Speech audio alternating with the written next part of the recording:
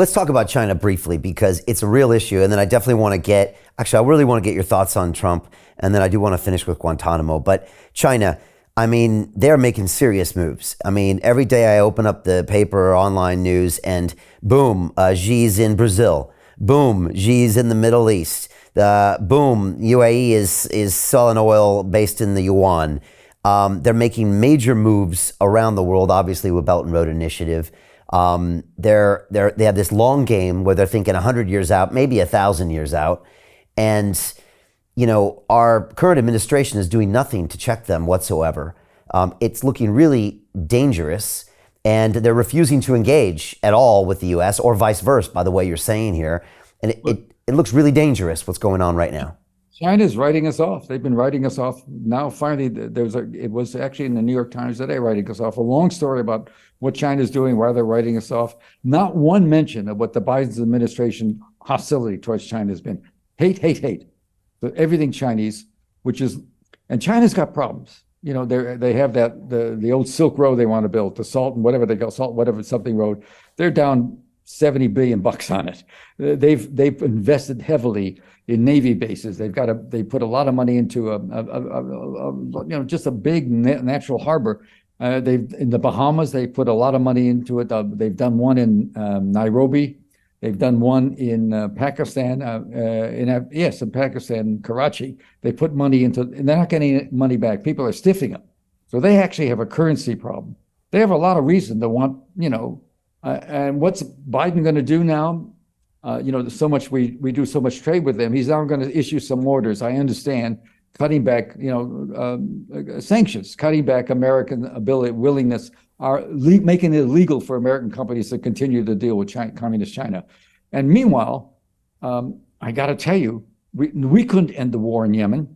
And what does China do? It cuts the deal with Iran, and puts Iran back in play. And what does Iran do? It tells there's a tribal group, the Houthis they support. They tell them back off. We got a peace agreement in Yemen.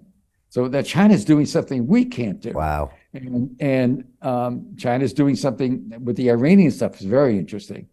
And I worry.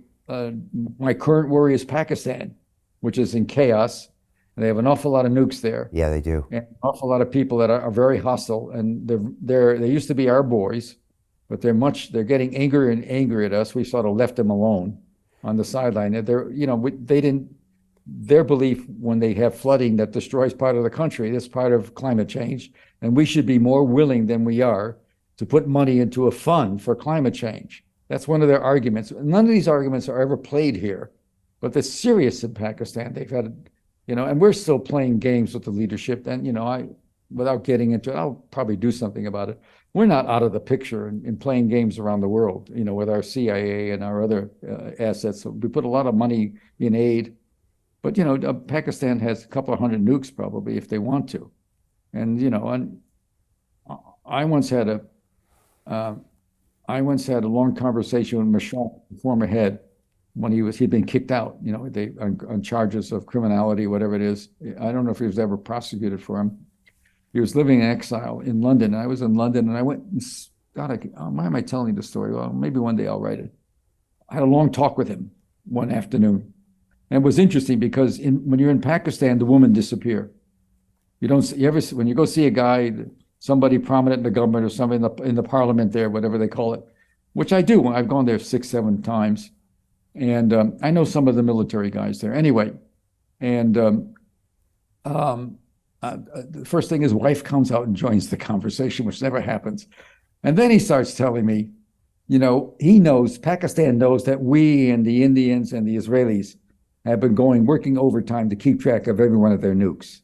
They've got 2 reactors. The first reactor started in 87, and they've got upgraded. And I hear they're even playing around with 2 more, but I don't know if that's true, but I do hear it. And so we certainly Khan, the former, the big athlete, the star, what wasn't rugby, it was that other crazy game you guys play. What is that one? There's that field up in Lords. Oh, cricket. Cricket, yeah. Well, they're big in cricket. Yeah, oh yeah, they love it. Cricketer. Yeah, I spent a summer living very close to the stadium. Okay. straight at houses with somebody. It's a great place. It's fun to watch cricket, but I don't understand it no matter how much I watch it.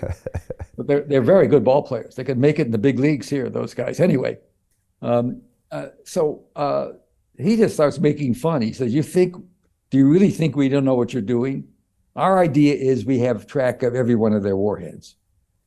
What he said in essence, he said, the message was, some of the bombs aren't, we've got them hidden in the tall grass along the runway is the cliche we use, and you'll never know where they are.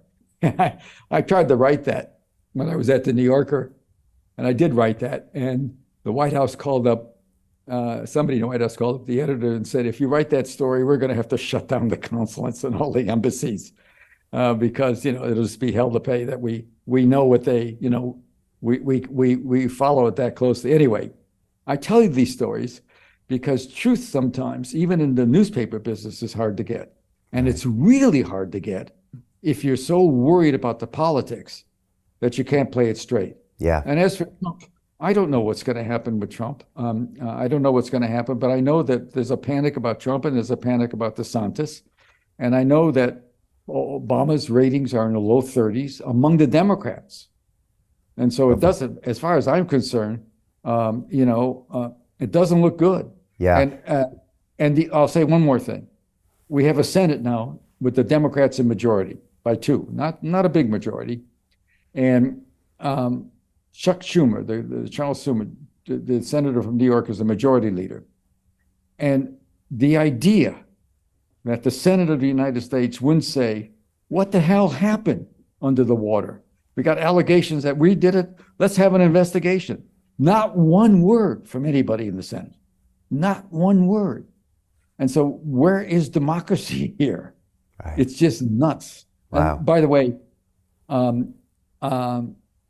I think they'll deny it all the way through. I don't think they'll ever admit it. They'll probably have And to. they'll get away with it. So Jim Rickards has just recorded a video that's not available to anyone in the public, and he's going to be talking about how this upcoming recession is going to be fast, it's going to be bloody, it's going to be nasty. But at the same time, he's going to show you how you can position yourself to profit from all of this chaos.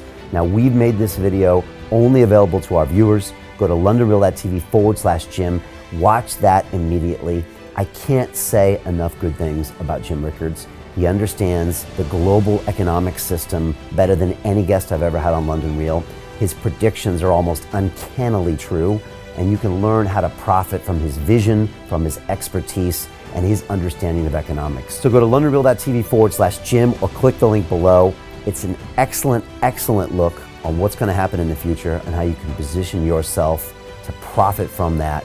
Jim is one of the best in the business, one of my favorite guests on London Real, and he's very, very good at predicting the future and showing us all to profit from it.